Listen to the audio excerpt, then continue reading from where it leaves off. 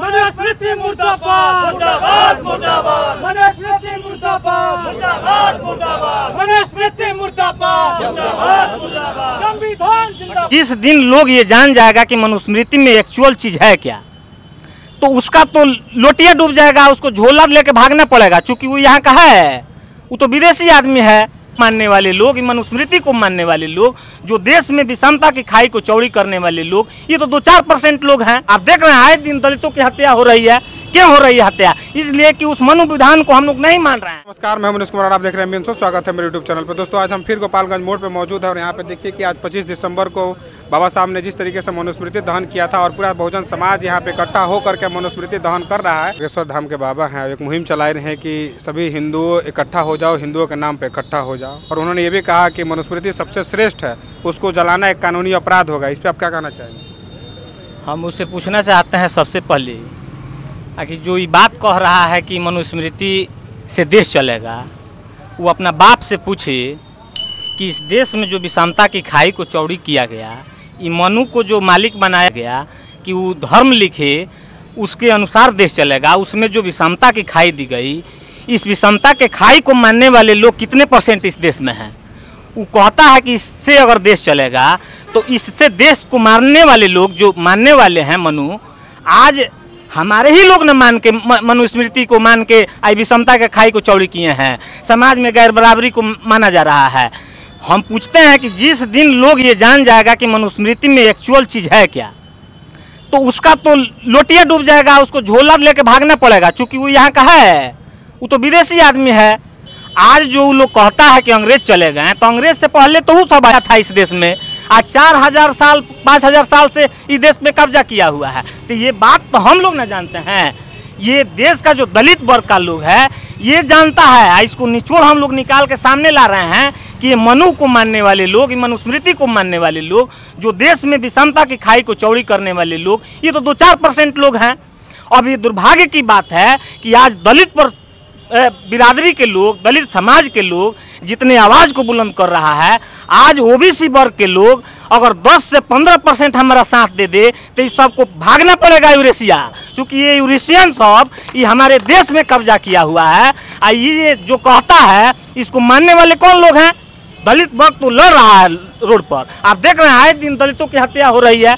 क्यों हो रही है हत्या? इसलिए कि उस मनु विधान को हम लोग नहीं मान रहे हैं।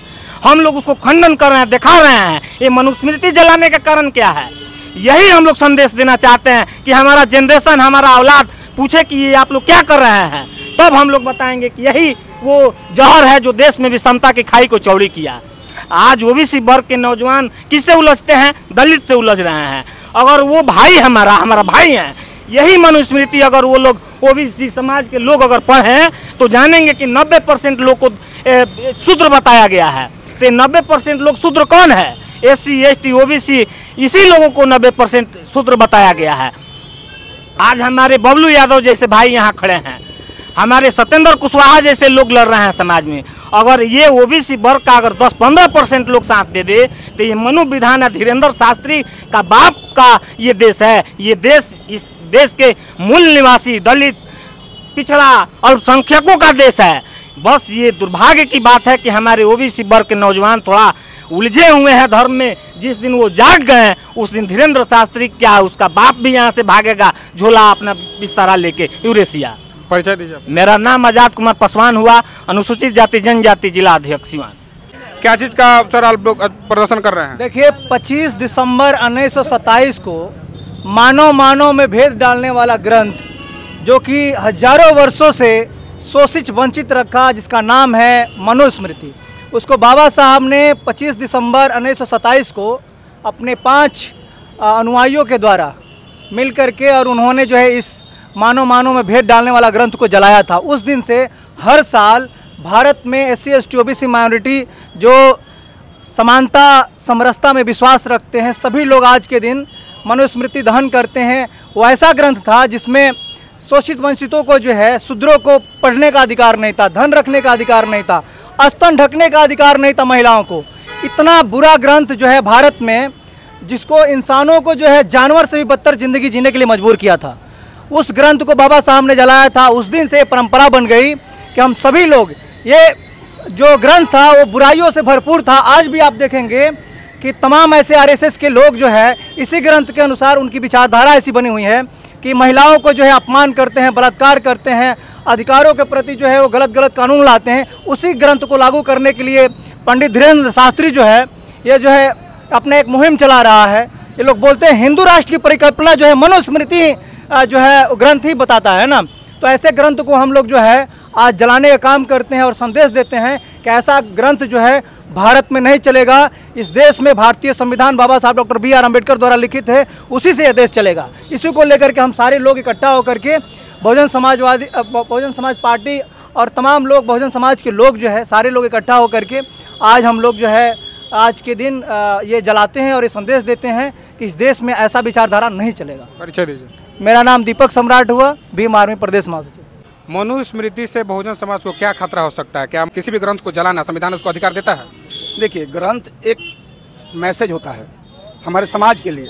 मनुस्मृति एक ऐसा ग्रंथ है जो समाज में जहर घोलता है, समाज को जो है एक दूसरे के बीच में लड़ाने का काम करता है, एक दूसरे का वो अधिकार छीनता है, जो है एक दूसरे को अधिकार करने की जो है ज्ञान देता है वह जो है। तो हम ऐसे ग्रंथ को क्यों माने और क्यों रहने दें जो ग्रंथ जो है हमारे समाज में विषमता को पैदा करता है। मान लेते वह कहता है कि जो है स्वर्ण जो है बैकवर्ड को, दलित को उस पर राज करे और उसी को राज करने का अधिकार है और इसको जो है केवल सेवा करना है, तो ये तो विषमता पैदा कर रहा है। तो उस ग्रंथ को ही क्यों रहने दिया जाए? हमारे लिए सबसे बड़ा ग्रंथ संविधान है जो सबको बराबरी का अधिकार देता है, यहाँ तक कि महिलाओं और पुरुषों को भी बराबरी का अधिकार देता है। स्वर्ण की भी जो महिलाएं हैं उनको भी बराबरी का अधिकार देता है। लेकिन मनुस्मृति तो कहता है कि नहीं, महिला जो है पुरुष की बराबर नहीं हो सकती है। आज अगर मनुस्मृति संविधान होता तो क्या हमारे देश में राष्ट्रपति प्रधानमंत्री महिला होती? नहीं होती। आज हमारे देश में IAS IPS अगर महिला हो रही तो होती? नहीं होती। इसलिए जो है हम कहते हैं कि वह समाज का जहर है और उस जहर को खत्म होना ही चाहिए, ऐसे ग्रंथ को नहीं रहना चाहिए। मेरा यही कहना है। ना परिचय दीजिए। कौशल किशोर यादव उर्फ बबलू। देखा जाता है कि सर ज़्यादातर इस ग्रंथ को मानने के लिए, चाहे इस हिंदू विचारधारा की तरफ चलने वाले सबसे ज़्यादा OBC समाज वर्ग है इसमें सबसे ज़्यादा। तो उन पे आप क्या कहना चाहेंगे कि वो इन समाज को उस किताब को पढ़ना चाहिए कि नहीं पढ़ना चाहिए?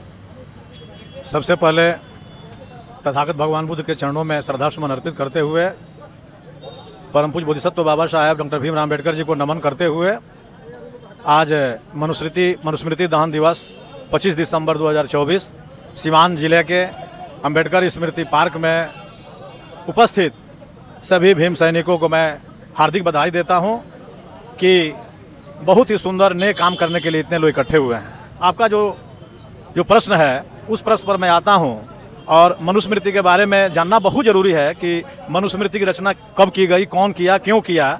इसके बारे में थोड़ा सा बैकग्राउंड दे देता हूं ताकि सभी लोग इस चैनल के माध्यम से जानकारी मिल ले। सबसे पहले मनु बहुत हुए हैं। मनु एक टाइटल है, मनु बहुत हुए हैं, लेकिन एक सुमति भार्गव नाम का जो ब्राह्मण है राजस्थान का, वो जो मनु हुआ, जो मनुस्मृति लिखा 185 BC में वो लिखा और पटना में लिखा, पाटलिपुत्रा में, जहाँ सम्राट अशोक के अंतिम राजा वीरभद्र की हत्या की गई थी। हत्या करने के बाद उसको बुलाया जाता है, राजस्थान से वह ब्राह्मण आता है सुमति भार्गव और 185 BC में मनुस्मृति की रचना करता है। और सबसे पहले मनुस्मृति कहाँ लागू हुआ? महाराष्ट्र में लागू हुआ। पेशवा द्वितीय के राज में, पेशवा माने ब्राह्मण होता है, वहाँ का राजा जो ब्राह्मण था पेशवा द्वितीय, उसके राज में लागू हुआ। असर क्या हुआ? गले में हाड़ी, डांड में झाड़ू, हाथ में बांस का फट्ठा और कौवा का पंख, मोर का पंख सवर्ण लगाते थे पहचान के लिए। और बैकवर्ड क्लास के लोग, जो बहुजन समाज के लोग थे, शूद्र थे, उनको कौवा का पंखा लगाया जाता कि चिन्ह जाएगी, मैंने ये शूद्र आ रहा है। तो सबसे पहले प्रयोग महाराष्ट्र में हुआ, ये गले में हाड़ी, डांड में झाड़ू और आपका कौवा का पंख और रात में चलने का इजाज़त। अन्य प्रांत में नहीं हुआ, ये महाराष्ट्र में शुरू हुआ। अधन्य है महाराष्ट्र प्रदेश के, वहीं बाबा साहब भीमराव अम्बेडकर जी हुए।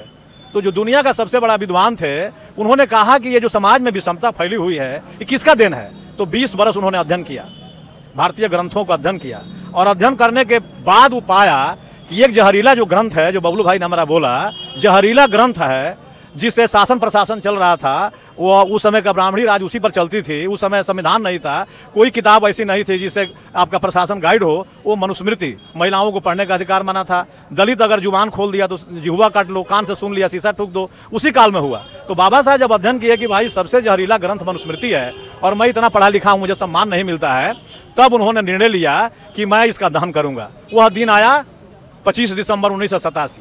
और वह मनुस्मृति कहाँ जा रहा, महार तालाब जो आंदोलन चल रहा था, जहाँ पानी पीना मना था, वो तालाब में कुत्ते पानी पीते थे, सुअर पानी पीते थे, लेकिन आदमी को पानी पीना मना था। वहाँ आंदोलन चल रहा था, वहीं पर बाबा साहब का अनुयायी, बाबा साहब का अनुयायी केवल दलित नहीं थे, एक ब्राह्मण था जिसका नाम है BN सहस्त्रबुद्धे। BN सहस्त्रबुद्धे बाबा साहब का पक्का अनुयायी था, जो ब्राह्मण था, और बोला कि बाबा आप मत जलाइए, नहीं तरह पर कलंक लग जाएगा। बाबा साहब खड़े थे, जैसे यहाँ पर हमारे लोग काम करते हैं, वैसे वह ब्राह्मण का लड़का जो बाबा साहब का परम अनुयायी था, उन्होंने मनुस्मृति ग्रंथ को जलाया, और जब धधक कर जलने लगा धू धू, तो पेशाब भी करके बुझाया उसको।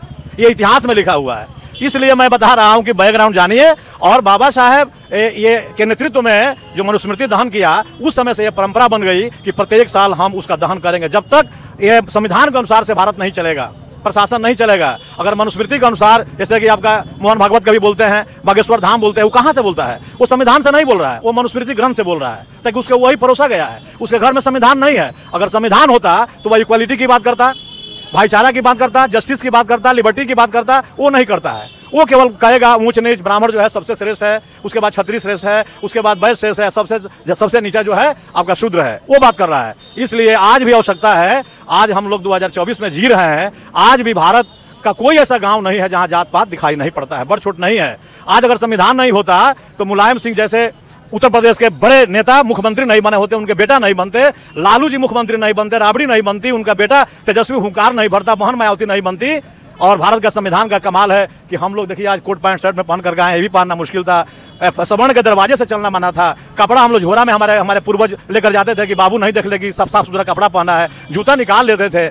कितनी प्रताड़नाएं यहाँ के बहुजन समाज को मिला है, और उसे उबार करने वाला कोई है तो यह परम पूज्य बाबा साहब भीमराव अम्बेडकर है। इसलिए इनके चरणों में सत नमन करते हुए आज को दिन को हम लोग बधाई का संदेश देते हैं कि सभी बहुजन मिल करके, पिछड़े वर्ग अगर आ जाए दलित के साथ में, तो दिल्ली की गद्दी हमारी होगी और संविधान के अनुसार से देश चलेगा और सारे हमारे प्रशासन संविधान से गाइड होगा, तो खुशहाली आएगी, सभी लोगों को भाईचारा। मेरा नाम राजदेव बौद्ध हुआ, भारतीय बौद्ध महासभा के प्रदेश अध्यक्ष हैं, सह राष्ट्रीय उपाध्यक्ष the Buddhist society of India. तमाम लोगों ने ये बात कहा कि पूरी तरीके से संविधान की बात नहीं मानी जाती है, कहीं ना कहीं मनुस्मृति की बात मान करके यहाँ के हुक्मरान हैं वो इस पे चलते हैं। क्या ऐसा लगता है कि संविधान की बात पूरी तरीके से इस देश में लागू नहीं है? देखिए, यह लड़ाई अब बढ़ चुका है। हमारा मानना है, हम वामसेफी लोग हैं और हम लोग पुनः इस देश के तीसरी आज़ादी की लड़ाई लड़ रहे हैं। तीसरी आज़ादी की लड़ाई वो है जिसमें बाबा साहब डॉक्टर भीमराव अम्बेडकर का संविधान ही स्थापित है। उस संविधान को फुल फेज में भारत में लागू करवाना और यहाँ के एकदम निचले पावदान पे खड़ा व्यक्ति का सम्मान मिले, उसका अधिकार मिले, इक्वलिटी मिले, यही हम लोग का उद्देश्य है। इसलिए भारत में अभी तक बाबा साहब डॉक्टर भीमराव अम्बेडकर जो अधिकार दिए हैं, उसका हमारा मानना है कि 25% तक फॉलो हुआ है। तो आज बहुजन समाज के और भारत की महिलाओं को, पिछड़ों को, दलितों को, गरीबों को, निर्धनों को ये अधिकार मिला है। अगर जिस दिन यह 50% भी मिल जाएगा और यहाँ की शिक्षा व्यवस्था इक्वलिटी में आ जाएगी, समझ लीजिए उस दिन यह देश आज़ाद हो जाएगा। समाज अगर हिंदू के नाम पे इकट्ठा हो जाता है तो आपको नहीं लगता है कि समाज सब बराबरी के हिस्से में आ जाएगा? देखिए, हिंदू शब्द ही एक अपने आप में गाली है। यहाँ पहले आर्य लोग आए थे और आर्यों लोग इस देश में मनुस्मृति लाए, जिसका आज हम लोग दहन कर रहे हैं। आर्य लोग यहाँ के मूल निवासियों का इस तरीके से शोषण किया कि बाहर से जो भी फिरंगी आए वो लोग ये भावना से देखने लगे और ये भावना को ही हिंदू शब्द में उन्होंने तब्दील किया। यह अंग्रेज जो भारत में आया था वो अपने ऑफिस में लंदन में लिखा था, ऑफिस के बाहर आके यहाँ भारतीय लोगों का और कुत्ते का प्रवेश वर्जित था, यानी कुत्ता से तुलना भारतीय लोगों का अंग्रेज सब करता था। उसके खिलाफ भारत में आंदोलन हुआ, भारत आज़ाद हुआ, फिर सत्ता को हस्तांतरित करके अंग्रेज वही गोरे चिट्ठे वाले लोग आर्य समाज के, ब्राह्मण समाज के लोगों को दे दिए। बाबा साहब का संविधान जरूर है देश में, लेकिन आज अभी पूरा फुल फेज में लागू नहीं है। इसलिए हम लोगों का मांग है कि वह हिंदू शब्द ही गलत है। यह भारत है, भारत के मूल निवासी है, भारत देश है।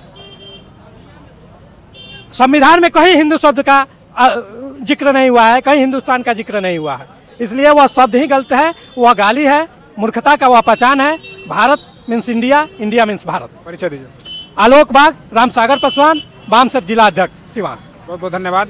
अभी आप देख रहे थे कि तमाम बहुजन समाज के लोग आज 25 दिसंबर को बाबा साहब के द्वारा किए गए उस प्रथा को आज ये लोग लेके चल रहे हैं और कहीं ना कहीं लोगों में ये आक्रोश है और ये डर भी बना हुआ है कि अगर मनुस्मृति से सब सिस्टम अगर चलने लगता है तो कहीं ना कहीं बहुजन समाज फिर उसी जगह पे चला जाएगा जहाँ से वो निकल करके संविधान के दम पर यहाँ पे आया हुआ है। चलिए वीडियो के साथ बने रहिए, मिलते हैं अगले वीडियो में, तब तक के लिए नमस्कार।